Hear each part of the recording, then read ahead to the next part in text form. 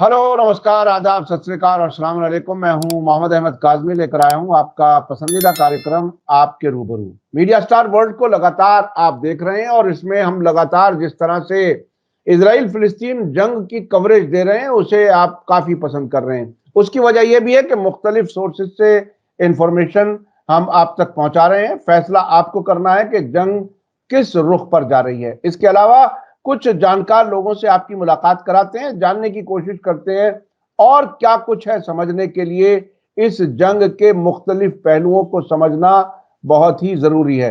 ऐसा लगता है कि दुनिया का जो ताकत का बैलेंस है, बैलेंस ऑफ पावर, वो जरूर खिसक रहा है। कई दुनिया के बड़े एक्सपर्ट्स इस बात को कह रहे हैं कि अमेरिका के दिन जो है वो इस इलाके में अब पूरे होने जा रहे हैं। बहुत मुमकिन है कि उसको अपने पैर पीछे खींचने पड़े। अब इजराइल और अमेरिका के बीच में बज़ाहिर टकराव नजर आता है, लेकिन हथियारों की सप्लाई उसी तरह से हो रही है और खुद अमेरिका में भी ऐसे सियासतदान हैं जो इजराइल को बहुत खुल करके सपोर्ट कर रहे हैं। यानी गाजा पर होने वाले हमले, 18,000 से ज्यादा लोगों का मारा जाना और उसके बाद भी इजराइल को सपोर्ट करते रहना, ये बिल्कुल चेहरे बेनकाब करने वाली जंग है। इस सब पर क्या कुछ है, 2 महीने से ज्यादा गुजर चुके जंग को, आज 70वां दिन है। इस पर डॉक्टर तस्लीम रहमानी से हम बात कर रहे हैं। वो इस इलाके को काफी नजदीक से जानते हैं, बहुत नजदीक से फॉलो कर रहे हैं। डॉक्टर तस्लीम रहमानी मुस्लिम पॉलिटिकल काउंसिल ऑफ इंडिया के प्रेसिडेंट हैं और जो एक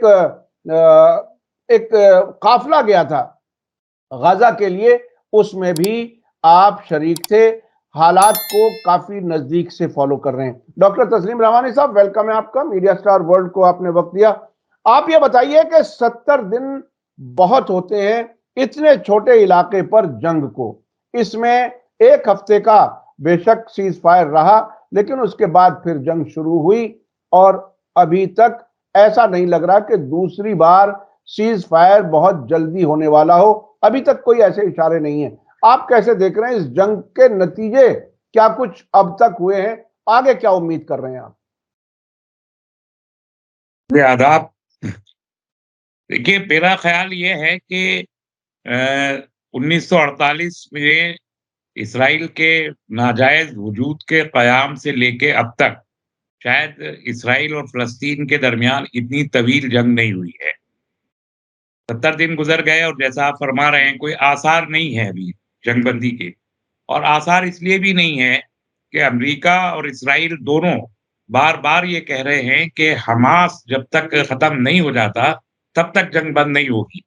यानी उनको अपने जंगी जंगी कैदियों की भी कोई ज़्यादा परवाह नहीं रही है। जैसे-जैसे वक़्त गुज़र रहा है, वो जंगी कैदियों की परवाह भी कम करते जा रहे हैं और उनके ऊपर एक ही जुनून सवार है, किसी सूरत हमास ख़त्म हो। लेकिन जो दुनिया भर के तज्ज़िया निगार हैं और एनालिस्ट हैं, वो ये समझते हैं कि ये जंग जितनी तवील होगी, उतनी ही ज़्यादा नतीजा ख़ेज़ भी हो सकती है। इसलिए कि आप देखें कि पिछले जितने भी मोर्चे हुए, जितनी बार भी जंग हुई, उसमें कोई नतीजा, कोई ख़ास नतीजा किसी जंग में भी निकला नहीं है। लेकिन अब इतनी तवील जंग के बाद हमास का एक तरफ ये स्टैंड बड़ी ही ताकत के साथ कि हम सरेंडर नहीं करेंगे किसी कीमत पर भी और जंगी कैदियों पर भी कोई बात नहीं करेंगे। और हमास का वजूद फ़लस्तीन के लिए लाज़मी है। इस्माइल हानिया का ये बड़ा आज ही का स्टेटमेंट है कि फ़लस्तीन के लिए हमास का वजूद लाज़मी है। तो जहाँ एक तरफ उनका ये मानना हो और दूसरी तरफ इसराइल और अमेरिका बार-बार ये कह रहे हों कि हमारा तो हदफ ही हमास को ख़त्म करना है। तो ज़ाहिर है हमास उनसे ख़त्म होने से रहा। और जब ये अब पूरी दुनिया जिस तरीके से एक प्लेटफ़ॉर्म पर आके तक़रीबन खड़ी हो गई है, यानी यूनाइटेड नेशंस की जनरल असेंबली में 190 में से 153 मुल्क अगर एक तरफ खड़े हैं जंगबंदी की हिमायत में, तो ये इसराइल का स्पेस है जो श्रिंक हो रहा है, बतदरीज कम होता चला रहा है। तो आलमी हिमायत इसराइल की बहुत तेज़ी के साथ कम हुई है और फ़लस्तीन की हिमायत रादर हमास की हिमायत में इज़ाफ़ा हुआ है और बड़ी तेज़ी से ये इज़ाफ़ा होता जा रहा है। तो ये सूरत-ए-हाल अगर ऐसे जारी रहती है और ये सफाकी और दरिंदगी और वहशत का खेल इसराइल जारी रखता है, तो यकीनी तौर पर जो सारी दुनिया है वो तो इसराइल के खिलाफ खड़ी होगी ही। खुद आलम इस्लाम जो अभी किसी न किसी तरह को एक ख़ेमा मुंतज़र है कि शायद वो कुछ हालात बदले और उनको भी मजबूर होना पड़ेगा और इस्माइल हानिया ने तो आज भी ऐलान किया कि आलम इस्लाम को मुत्तहिद होना चाहिए इस मामले में। तो ये जंग जितनी तवील होगी, मुझे लगता है कि आलम इस्लाम का एक बहुत बड़ा तबका इस जंग में शरीक ना हो जाए। हम्म। तो फिर तो ये नतीजा-ख़ेज़ ही होगी। फिर तो वो बयान जो बार-बार हम सुनते रहे हैं ख़ुसूसन ईरानी क़यादत की तरफ से कि अनक़रीब इसराइल का वजूद मिट जाएगा। तो ये जंग जितनी तवील होगी, उतना इसराइल के वजूद को ख़तरा है। और उसकी एक वजह ये भी है मतलब ये कोई जज़्बाती बात नहीं है कि हम इसराइल के चूँकि मुख़ालिफ़ हैं तो इसलिए ऐसा कह दें। अमरीकी इंतख़ाबात बहुत बड़ा रोल प्ले करेंगे इस जंग के लिए। क्योंकि 2024 के शुरू से ही अभी 3-4 महीने में इंतख़ाब का प्रोसेस शुरू हो जाएगा और जो बाइडेन की पार्टी को भी अवाम के सामने जवाबात देने पड़ेंगे। उधर ट्रम्प जो है और रिपब्लिकन्स एंड कंज़र्वेटिव्स दोनों ही अवाम के सामने जवाबदेह होंगे और अमरीकी अवाम, दुनिया के बाकी अवाम की तरह वो भी फ़लस्तीन की हिमायत में और इसराइल के खिलाफ है। ऐसे में पॉलिटिकल बैलेंस अमेरिका के अंदर बरकरार रखने के लिए उन्हें कहीं न कहीं इसराइल के ऊपर कुछ न कुछ तो पाबंदियाँ लगानी पड़ेंगी, भले ही दिखाने के लिए हो, भले ही वक़्ती तौर पर हो। तो ये सितंबर 2024 में जो इंतखाब होगा, जो 6 महीने चलता है, उस तक तो जंग को नहीं खींचा जा सकता और अगर इन्होंने उस तक जंग को खींचने की कोशिश की, तो यकीनी तौर पर पलड़ा तो अभी भी हमास का ही भारी है और हमास का मैदान में मौजूद रहना, मोर्चे पे रहना, इस्राएली फ़ौजियों का को अब मुज़ाहिमत पे ख़त्म करना, कत्ल करना उनका, ये तो ज़ाहिर कर रहा है कि हमास भी कंट्रोल में अब अपने हालात को कंट्रोल में लिए हुए है। ऐसे में तवील जंग किसी सूरत भी इसराइल के हक़ में जाने की कोई तवक्को दिखाई नहीं देती और सारी दुनिया ये समझ लेगी। और एक और ख़ास बात जो मुझे इसमें महसूस होती है, ये जो आलमी इदारे हैं, यूनाइटेड नेशंस है और इस तरह के जो इदारे हैं, ये बेअसर साबित होते जा रहे हैं। हम तो मानते थे कि ये बेअसर है, ख़ास तौर पर आप फ़लस्तीन के ताल्लुक से अगर देखें, तो यूनाइटेड नेशंस हमेशा ही बेअसर साबित हुआ। 80 से ज़्यादा तो रेज़ोल्यूशन इसराइल के खिलाफ यूएन के पहले से मौजूद है, सन 48 से अभी तक, जिसमें उसे जंगी जराइम का मुजरिम करार दिया है यूनाइटेड नेशंस ने। लेकिन इसके बावजूद यूएन उसके खिलाफ कुछ कर नहीं सका। और अभी जो हालात हैं, जिस तरीके से इसराइल यूनाइटेड नेशन के सेक्रेटरी जनरल को गाली-गलौच कर रहा है और वो कह रहा है कि बेअसर है, ऐसे में ये जो इनकी बेअसरी है, ये दुनिया के अवाम के सामने भी ज़ाहिर होती जा रही है और जिस तरीके से इसराइल की हिमायत दुनिया में कम हो रही है या खत्म हो रही है, इसी तरह यूनाइटेड नेशन पर भी सवालात अब खड़े हो रहे हैं, बड़ी तेज़ी के साथ कि ये इनकी फिर हैसियत क्या है? यूएन में 153 ममालिक कह रहे हैं, लेकिन यूएन जनरल असेंबली का इजलास इफेक्टिव नहीं है। सिक्योरिटी काउंसिल में 15 में से 13 मुल्क कह रहे हैं कि जंगबंदी होनी चाहिए।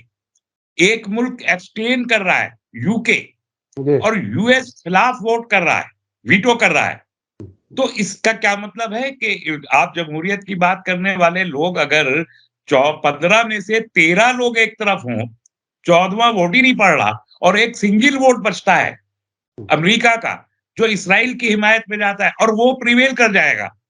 तो फिर यूनाइटेड नेशंस के ऊपर तो सवालात खड़े होने चाहिए कि आप 15 में से 1 वोट को तो अहमियत देंगे और 14 वोटों की, एक नहीं पड़ा उसको भी इधर ही काउंट करें, 14 वोटों की आपके नज़दीक कोई हैसियत नहीं है और वो भी वीटो पावर रखने वाले ममालिक हैं। फिर यूनाइटेड नेशंस क्या वाक़ई एक मज़ाक का मौज़ू बन के नहीं रह जाता? और क्या ये दुनिया यूनाइटेड नेशंस के बयानात और तजावीज़ और रिज़ॉल्यूशंस पर कितने दिन तक एतबार कर सकती है? रूस और यूक्रेन की जंग को भी आप 2 साल से रोक नहीं पा रहे और वहाँ भी ह्यूमन राइट्स का वायलेशन हो रहा है और फ़लस्तीन में तो ह्यूमन राइट्स का वायलेशन नहीं, को कहना ही नहीं चाहिए, बड़ा हल्का-सा लफ्ज़ है। ह्यूमन राइट्स को पैरों तले कुचल के रौंद के फेंक दिया गया है। जी, जी। अच्छा बच्चों तस्लीम रहमानी और औरतों साहब का कत्लेआम हो एक रहा है। एक एक सवाल बहुत ही अहम है स्ट्रैटेजिकली। देखिए एक तसव्वुर कीजिए, बल्कि हमारे सामने अब तो वीडियोज़ आ रही हैं, गाज़ा में बेतहाशा बमबारी, ज़ाहिर है उनसे इमारतें गिरी हैं, बहुत लोग मरे हैं, रास्ते बंद हुए हैं, मूवमेंट मुश्किल है और आम आदमी तो ज़ाहिर है सड़क पर कितना चल पाएगा यानी ऐसे हालात में? ऐसे हालात में इजरायली टैंक तो मूव हो सकते हैं, टैंकों की चूंकि वो चेन के साथ वो होती है, लेकिन जहां जहां इनके टैंक जा रहे हैं वहां वहां हमास के लड़ाके उनको नुकसान पहुंचा रहे हैं। ये ट्रांसपोर्ट का सिस्टम कैसे चल पा रहा होगा, ये लोग कैसे किस तरह से इनका मुकाबला कर पा रहे होंगे, ये अपने आप में तसव्वुर करने की बात है। और ये जो टनल्स का जाल है, जो जमीन के नीचे सड़कें दौड़ रही हैं, उसका पूरा बेनिफिट क्या हमास को ही मिल रहा है? क्या कुछ है, मतलब ज्योग्राफी अगर समझी जाए तो बहुत मुश्किल जंग है ये आम हालात में। मुकाबला करने वाले वो जिनके पास एयरफोर्स नहीं, टैंक नहीं, और दूसरी तरफ एयरफोर्स भी है, टैंक भी है, और उनके लोग मारे जा रहे हैं। क्या कुछ है, थोड़ा सा और अगर बता सकें तो। देखिए, ये बुनियादी तौर पर गोरिल्ला जंग है। वाज़ेह सामने से जंग नहीं है। सामने से तो इस्राइल के टैंक तो मलबे पर भी चल सकते हैं ना, तो टैंक्स हैं। टैंक्स तो बहुत खराब टेरेन में भी मूव कर जाते हैं, तो वो टैंक से ही चल रहे हैं। ऊपर से हवाई हमले करके कवर देते हैं और नीचे से टैंक मूव करते हैं और टैंक किसी भी खराब से खराब पहाड़ी पे भी चढ़ जाएँगे, उसका इश्यू नहीं है। सुरंगों पे अगर हमास के अलावा ज़रा-सा भी कोई कंट्रोल किसी का होता, तो हमास का मूवमेंट नामुमकिन हो जाता। तो वो सुरंगें तो पूरे तौर पर अभी जैसे 3 टियर रोड का अरेंजमेंट होने लगा है कि सड़कें 3 मंजिल की बनती हैं। आप यहाँ दिल्ली में भी देखें तो एक अंडरग्राउंड है, एक सरफेस पे और एक ऊपर फ्लाईओवर बना हुआ है। 3 मंजिल की सड़कें बन रही हैं दुनिया में आम तौर पर। तो ऐसे ही हमास का तो बिल्कुल नीचे का बहुत ही गहरी 80 फीट गहरी सुरंगें हैं। तो वहाँ पर इनको कोई सुराग अब तक मिला नहीं है। उन सुरंगों का, वो सुराग मिल गया होता तो हमास के लिए वाक़ई ये जंग नामुमकिन हो जाती। तो वो बहुत बड़ा टूल है उनके हाथों में, एक बात। दूसरी बात आप ये गौर कीजिए, जो लोग हिलाली और सलीबी जंगों की तारीख से वाकिफ़ हैं, वो ये जानते होंगे। इसको इसको थोड़ा-सा हिंदी में भी बता दीजिए, ये हिलाली और सलीबी, क्योंकि लोगों के ज़हन में एक आएगा कि बहुत ज़्यादा गाढ़ी उर्दू हो जाती है। कभी-कभी कुछ लोग कमेंट लिखते हैं। वो ये जो क्राइस्ट की ये जो ईसाइयत और इस्लाम के दरमियान अब सही सीधे-सीधे लफ्ज़ों में जी, तो बगैर जी, मुनाफ़िकाना अल्फ़ाज़ इस्तेमाल किए, बिल्कुल, बिल्कुल। ईसाइयत और इस्लाम के दरमियान हाँ। जितनी जंगें हुई 1000 साल में, हुँ, सलाहुद्दीन अय्यूबी के बाद से उस ज़माने में भी और उसके बाद से भी, क़िबला अव्वल और फ़लस्तीन को लेके किसी जंग में भी ये हज़रात कभी भी कामयाब नहीं हुए हैं, ये एक तारीख़ है। ग्राउंड ग्राउंड ऑपरेशंस में यानी सिंपल और आज की टर्मिनोलॉजी में कहें तो ग्राउंड ऑपरेशन में चाहे बाज़ंतीनी फ़ौजें हों, बाइज़ेंटाइन की आर्मी हो, ज्यूस आर्मी हो, उस ज़माने में तो मज़हबी कहलाती थी। इनमें से कोई कभी भी कामयाब नहीं हुआ और ये 1200 साल के बाद दोबारा से वो अभी आपने हमने 2006 में भी देखा था ना कि जी, ज़मीनी जंग इन्होंने लेबनान में जब हिज़्बुल्लाह के साथ लड़ी तो 15 दिन में इनको हज़ीमत हो गई और भागना पड़ा और वही हज़ीमत इन्हें वहाँ उठानी पड़ रही। तो अगर ये फ़िज़ाई हमले करने से कोई फ़ायदा नहीं है। देखिए 20,000 लोग शहीद हुए हैं, फ़लस्तीनी हुँ, और उसमें 10,000 के आस-पास तो औरतें और बच्चे 12,000 के आस-पास। हुँ, बिल्कुल। इतनी बड़ी तादाद में औरतों और बच्चों को मार रहे हैं। लेकिन इसके बावजूद ये भी ज़हन में सबको रखना चाहिए ना कि आबादी 23 लाख है। हुँ, हुँ, हुँ। 30 लाख की आबादी बेघर है, डिस्प्लेस्ड है, मुख्तलिफ वो ख़ेमों में रह रही है, उनके मकानात लाखों यानी 10-11 लाख लोगों के आधी से ज़्यादा आबादी के मकानात मुनहदिम हो चुके हैं इनके फ़िज़ाई हमलों में और वो ये सर्दी का मौसम शुरू हो गया है और वहाँ कितनी शदीद सर्दी पड़ती है, आप जानते हैं। जी, जी, माइनस जी। तक टेम्परेचर जाता है वहाँ मेडिटेरेनियन के इलाके में, उस शदीद तब तसव्वुर करना चाहिए हर शख्स को कि इतनी शदीद सर्दी के आलम में कोई खुले आसमान के नीचे जी रहा हो, ऊपर से बम का खतरा हो, नीचे से टैंक का खतरा हो और खाना-पानी, दवा कुछ ना मिल रहा हो। हुँ, ये कौन-सी ज़िंदगी है? इस ज़िंदगी का तसव्वुर शायद वियतनाम की जंग में भी लोगों ने नहीं किया होगा। हिरोशिमा और नागासाकी की जंग में भी इस किस्म के हालात पैदा नहीं हुए होंगे, जो हालात हैं। लेकिन 23 लाख लोगों में से 20,000 लोगों की शहादत के बाद भी पौने 23 लाख लोग मौजूद हैं, हुँ, बिल्कुल। जो फरार नहीं हुए हैं, जो इस सख्त मौसम का भी मुकाबला कर रहे हैं, जंगी हालात का भी मुकाबला कर रहे हैं, तोपों, टैंकों और बमों का मुकाबला भी करके अपनी जगह रुके हुए हैं। तो ये जो पौने 23 लाख लोग हैं, इनकी वहाँ मौजूदगी अपने आप में इस ज़मीनी हमले की फ़तह की एक सबसे बड़ा सबूत है। वरना हुँ, कोई और मुल्क होता तो आप देखिए, कितना बड़ा हिजरत हो चुकी होती। हुँ, हुँ, कि हुँ, बड़ी तादाद में लोग फरार हो गए होते अपने मुल्क को छोड़ के, लेकिन फ़लस्तीन में ये नहीं हुआ। ये साबित करता है कि इस जंग में इस्राइल की कामयाबी के कोई इम्कान नहीं है, चाहे जितने इमारतें सभी तोड़ दी हैं तक़रीबन। हुँ, हुँ, और जो बची हुई होंगी, उन पे भी आप सोचिए ना कि बमों के असरात के नतीजे में और बराबर की इमारतों के टूटने के नतीजे में जो बाकी बची इमारतें होंगी, वो भी किसी न किसी सूरत में मखदूश ही होंगी। उनके हुँ, ऊपर भी क्रैक्स आ गए होंगे हो गए उन बिल्डिंग्स में, तो ज़्यादा काबिल इस्तेमाल नहीं होंगी। तो आप अगर सारी इमारतों को ये मैसेज मिलता है कि सारी इमारतों को गज़ा के अंदर आप अगर मुनहदिम भी कर दें, मुसमार कर सबको डेमोलिश कर दें, तब भी वो लोग वहाँ से हटेंगे नहीं। तो हुँ, लोग तो मौजूद रहेंगे और आपके जो 600 के करीब टैंक थे, उसमें से आधे तो बर्बाद हो चुके हैं। जी, अब जी, आधे में अमेरिका बहादुर भेज रहा है, तो वो टैंक नहीं भेज पाएगा इतने ज़्यादा। वो हुँ, तो बम भेज रहा है और हुँ, आप ही से गुफ्तगू हो रही थी, 12,000 टन के करीब हुँ, बारूद बरसाया जा चुका है। जी, मेरा जी, ख़्याल है कि पिछले 100 साल की तारीख़ में 2 महीने में इतना बारूद हुँ, दुनिया में कहीं नहीं फेंका गया जितना इस छोटे से 26 किलोमीटर के खित्ते पे फेंका गया है, लेकिन वहाँ के बाशिंदे मौजूद हैं। हुँ, उस जुर्अत को सलाम करना चाहिए और आज सारी दुनिया कहीं न कहीं हमास के बारे में और फ़लस्तीन के बारे में अपनी राय बदलने पर मजबूर हुई है और जो राय बदल नहीं सकते, जो कट्टर हैं, हुँ, कट्टरपंथी हैं, जो हुँ, ताज्जुब का चश्मा जिनके आँखों पे इतना गहरा है कि सच्चाइयों को देख ही नहीं सकते, उनके भी मुँह पर कम से कम ताले तो लग ही गए हैं।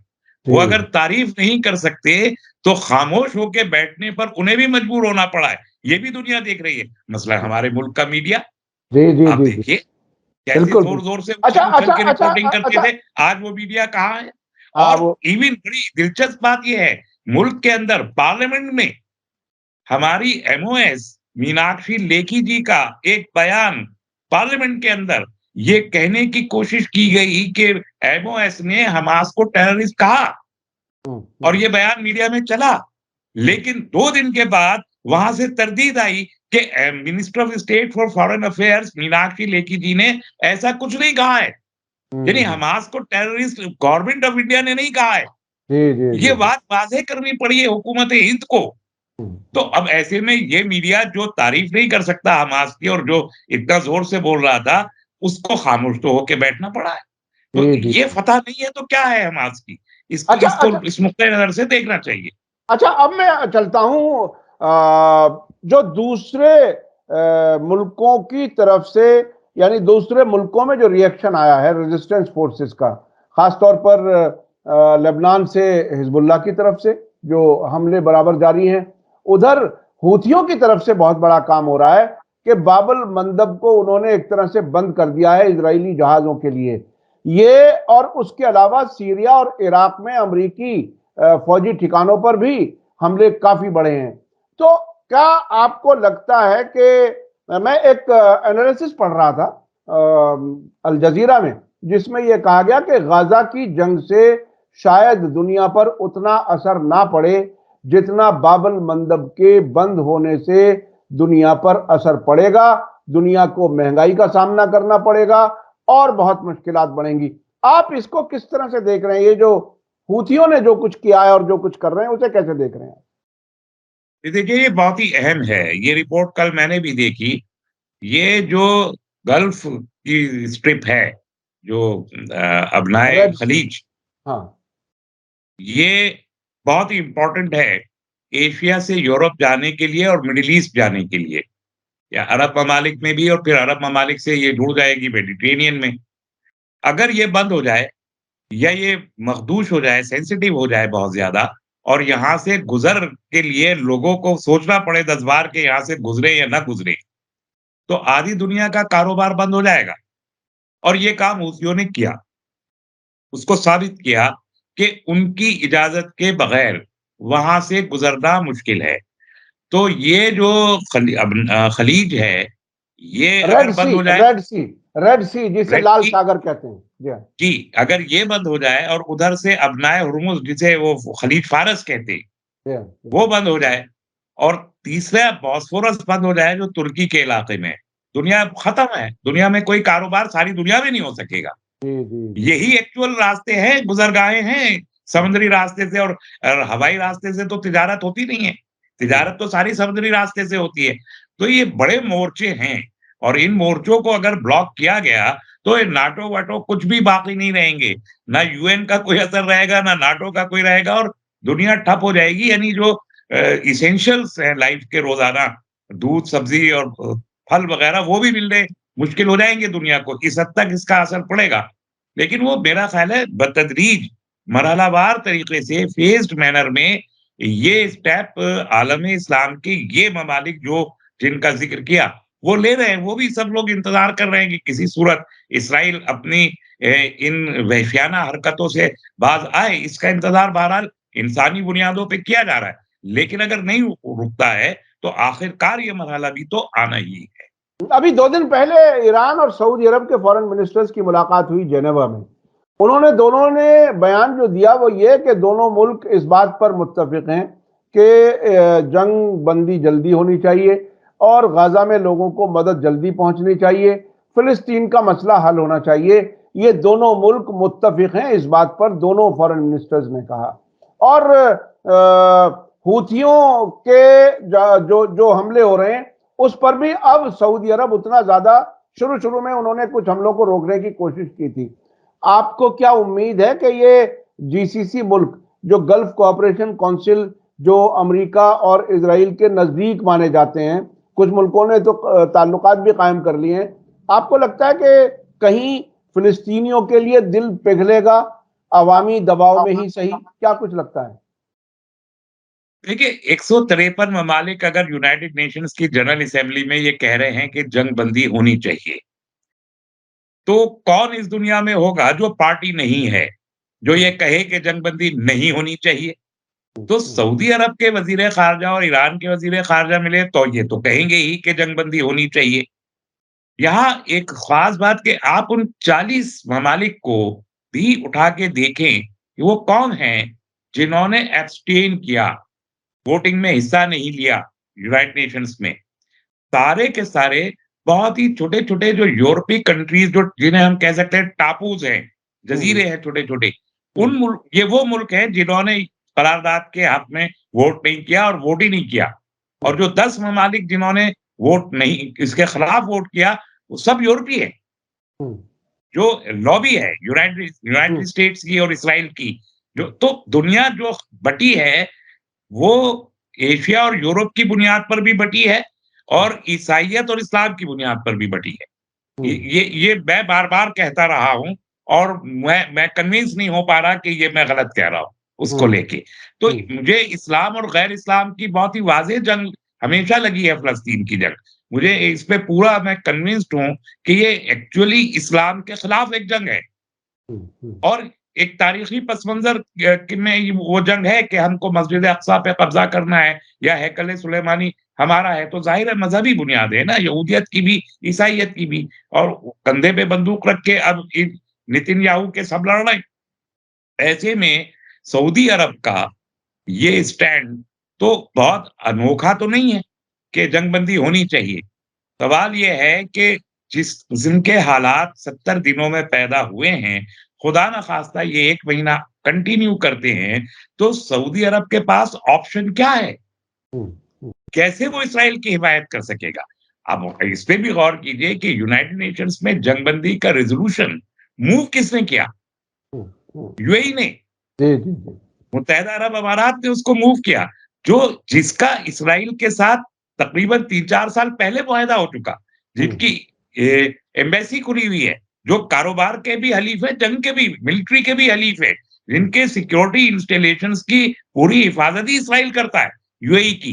हुँ, तो वही यूएई इसराइल की में के और फ़लस्तीन की जंग में जंगबंदी की करारदाद ला रहा है।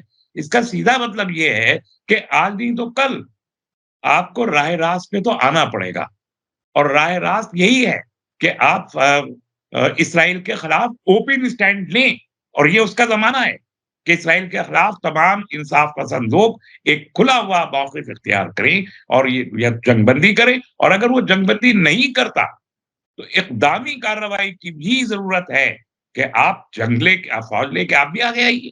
होती है तीसरी जंग तो हो, हुँ, जी। कब तक इंतज़ार किया जाए? तो ये तीसरी जंग की तरफ अक्सर हमारे जो देखने वाले हैं वो अक्सर ये सवाल करते हैं, क्या ये तीसरी जंग होगी? लेकिन एक बात तो अब तक ये सामने आ चुकी कि दूसरी जंग अज़ीम में जितना एम्यूनिशन इस्तेमाल किया गया, उससे ज़्यादा एम्यूनिशन यहाँ इस्तेमाल हो चुका। गोला बारूद यहाँ इस्तेमाल हो चुका। आपको आप ईरान वाली उस थ्योरी पर क्या यकीन रखते हैं? वो कहते हैं कि जल्दी इज़राइल खत्म होने वाला है, या आप अब भी ये जो टू स्टेट सॉल्यूशन का एक तरह से झांसा दिया जाता रहा है और अब वो इज़राइल और खुद अमेरिका भी उससे जान छुड़ाना चाहते हैं, टू स्टेट सॉल्यूशन कुछ नहीं, यानी फिलिस्तीनियों को कुछ नहीं मिलने वाला। आपको क्या लगता है कहां बात जाकर के ठहरेगी? देखिए, टू स्टेट सॉल्यूशन क्या होता है? ये मेरी समझ से बालातर है आज तक। हाँ। आज तक नहीं आया। 1950 से अब तक आप टू स्टेट की बात कर रहे थे। हालात ने, वक़्त ने, तजुर्बात ने ये साबित कर दिया कि वो नामुमकिन एक अमर है। कि जिस तरीके से इसराइल ने मुस्तकिल रेशा दुआनिया करके एक्सपेंशन किया और फ़लस्तीनियों को बाहर निकाल के खड़ा कर दिया। वो जो एक कहावत मशहूर है कि टेंट में सर्दी के मौसम में ऊँट ने पहले गर्दन अंदर डाली, फिर एक पैर, फिर दूसरा, फिर पूरा का पूरा ऊँट अंदर घुस गया और वहाँ के मकीन को बाहर निकाल के खड़ा कर दिया। वही काम इसराइल ने किया है अभी तक। ऐसे में और इसराइल खुद इनकार करता रहा है कि टू स्टेट थ्योरी पे हम यकीन नहीं करते हैं। तो जो वहाँ गवर्नमेंट चला रहे हैं, जो वहाँ की सरकार है, वो ये कह रहे हैं कि हम two state theory state solution को नहीं मानते। बाकी दुनिया काहे को बगले बजाती है कि टू स्टेट। और दूसरी चीज़ मुझे एक मैं आम सी एक घरेलू मिसाल देता हूँ।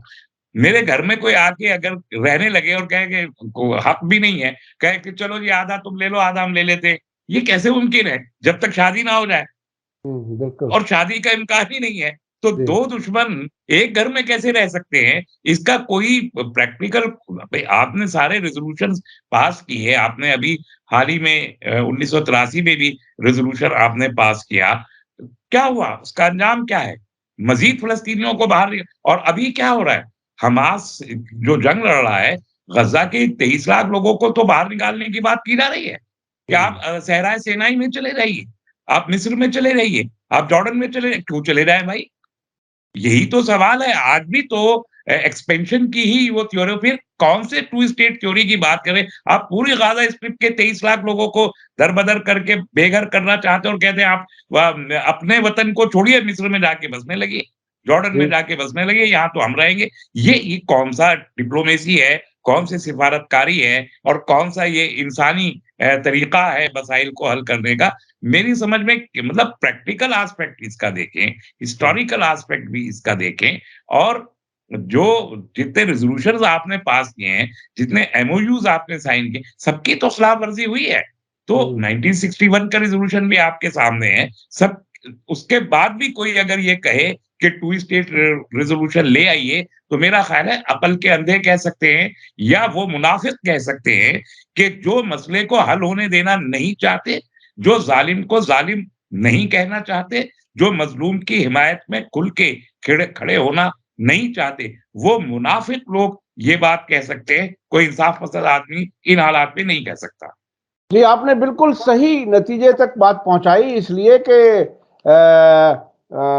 इतने लंबे अरसे से जो अमेरिका के मीडिएशन पर बात हुई 90s में 80s में, और फोटो खिंचवा लिए जाते थे और पीस टॉक्स कहा जाता था, वो टू स्टेट सॉल्यूशन का हमेशा लालच दिया जाता रहा, लेकिन कभी उस पर कुछ आगे बढ़ने वाला नहीं था और ना ही बढ़ा।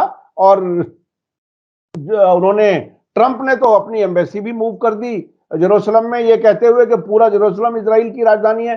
तो ये मुसलसल धोखा दिया गया फिलिस्तीनियों को। और ईरान का जो एक हमास के ऊपर एक ये इल्जाम है कि जब हमास का कयाम 87 में हुआ था, तो हमास ने कहा था कि हम टू स्टेट सॉल्यूशन को तस्लीम नहीं करते। ये बड़ा इल्जाम था जिसके लिए उनको टेररिस्ट और ये वो सब कुछ कहा गया। लेकिन बाद में 2006 में हमास ने भी खुद को अमेंड करके ये कबूल कर लिया था कि हम टू स्टेट सॉल्यूशन को मान लेंगे। हमास ने भी कर लिया, इसके बावजूद कुछ नहीं हुआ। तो फिर अब क्या होगा? अब इस जंग के बाद टू स्टेट सॉल्यूशन का कोई वजूद बाकी नहीं रहा, वो खत्म हो गया मसला, अब नए सिरे से बात होगी। जी, अब जंग से कुछ दिन पहले की, बल्कि जंग शुरू होने के बाद में एक कैबिनेट मीटिंग में एक खबर लीक हुई इजराइल की कैबिनेट में, जिसमें नेतन्याहू ने कहा कि टू स्टेट सॉल्यूशन को भूल जाओ, अब उस सिलसिले में कोई बात करने की जरूरत नहीं है। तो ये मुसलसल धोखा देते देते जैसे घर से बाहर निकालना हो मालिक को, उस तरह से धक्का देने की बात। और अब गाजा को हमास के बहाने पूरी तरह से फिलिस्तीनियों से खाली करने की कोशिश, वो कोशिश शुरू से उसका कई तरह से रिपोर्टें आ चुकी हैं, लेकिन ऐसा लगता नहीं है कि फिलिस्तीनी उस जमीन को छोड़ करके कहीं चले जाएंगे। बल्कि एक हफ्ते का जो जंगबंदी थी, उसमें लोग वापस साउथ से नॉर्थ की तरफ आए बड़ी तादाद में, इसलिए वो मुल्क छोड़ के जाने वाले नहीं है, ऐसा लगता है। बहुत बहुत शुक्रिया डॉक्टर तस्नीम रहमानी साहब, आपने वक्त दिया। इसी के साथ मुझे दीजिए इजाजत। धन्यवाद, शुक्रिया।